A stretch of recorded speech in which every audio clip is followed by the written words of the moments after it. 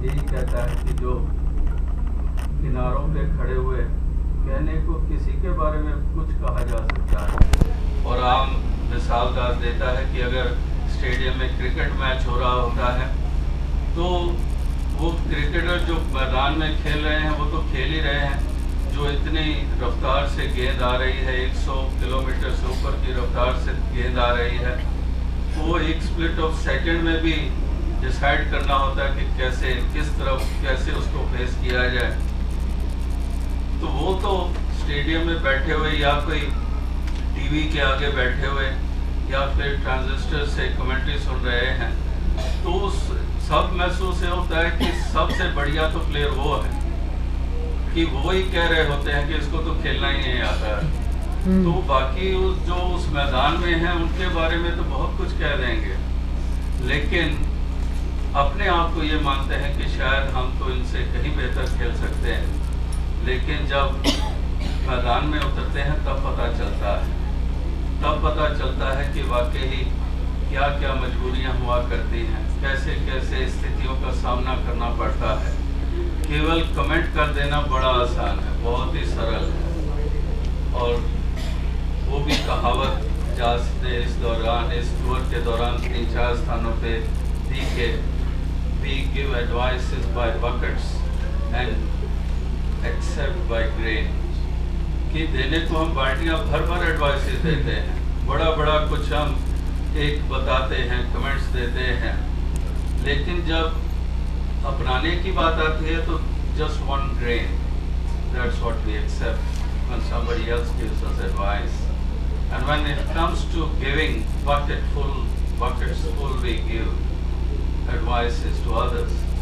तो इस प्रकार से वही बात फिर मुड़ के आती है कि अनुसरण करते हैं जो उनका जो वाकई ही निरोल भक्ति में लगे हुए हैं और जिनमें भी जो भी गुण नजर आ जाए उस गुण को ही वो अपनाते चले जाते हैं।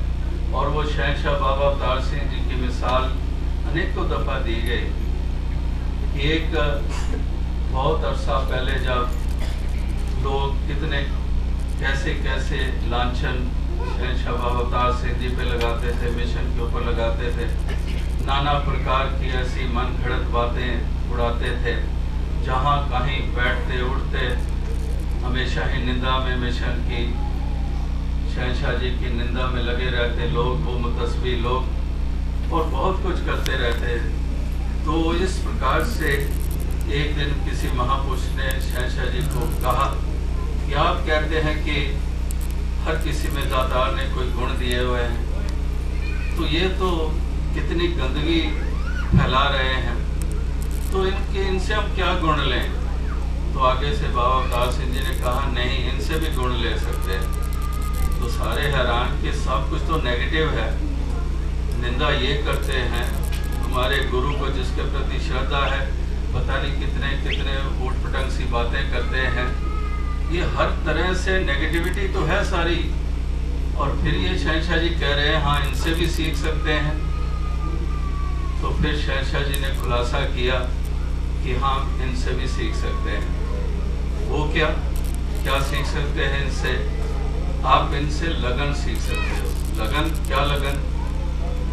ये बस में सफ़र करते हैं तब मिशन की निंदा कर रहे होते हैं, ये किसी दुकान में जाते हैं तब मिशन के बारे में नेगेटिव बोलते हैं, ये कहीं किसी दोस्त के पास चलते हैं तब भी नेगेटिव बोलते हैं, मिशन का जिक्र नेगेटिव वे में करते हैं।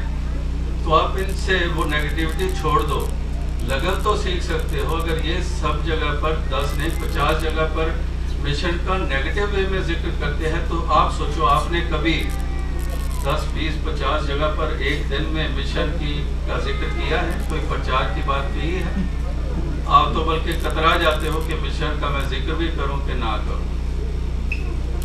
तो इस तरह से लगन तो आप सीख सकते हो। तो इसी तरह से जैसे वो मिसालें हमेशा से हम सुनते आ रहे हैं कि इस तरह से समुद्र में और भी बहुत कुछ होता है, तो लेकिन सब कुछ वहाँ पर हमें वो ऐसे वो कीमती वो पत्थर नहीं मिल जाते, हर खान हीरे की खान नहीं मिलेगी। इसी प्रकार से हर किसी में कोई ना कोई एक गुण होता है, तो उन गुणों को की कदर करते हुए उसको अपनाने की तरफ जो बढ़ते हैं वही समझो विवेकी होते हैं, वही विजडम वाले होते हैं, वही एक विवेक बुद्धि वाले होते हैं, जो जानते हैं कि वाकई मेरे लिए लाभदायक क्या है। इसलिए वो ठीक ठीक चुनेंगे, ठीक ठीक ही देखेंगे, ठीक ठीक ही वो स्वीकार करेंगे, और इस प्रकार से वो अपने आप को दिव्य गुणों से भरपूर कर लेते हैं। तो दास और शब्दों का सहारा नहीं लेगा, क्योंकि समय भी बढ़ता जा रहा है, और कल एक दफ़ा फिर से सत्संग का जो मौका बन रहा है, जहां आयोजन आपने किया है, तो फिर से कुछ भाव रखने के मौके मिलेंगे और अन्य महापुरुषों के भी मधुर कल्याणकारी वचन श्रवण करने को मिलेंगे।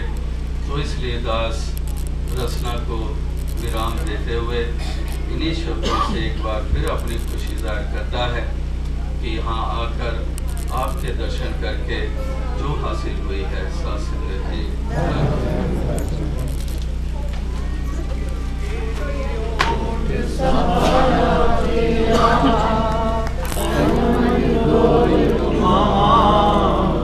कहे अवतार तेरे ही दाता, दिन राती तुम ही निरंकार, तुम ही निरंकार, तुम ही निरंकार, तुम ही निरंकार। मैं हाँ सदा फुलनहार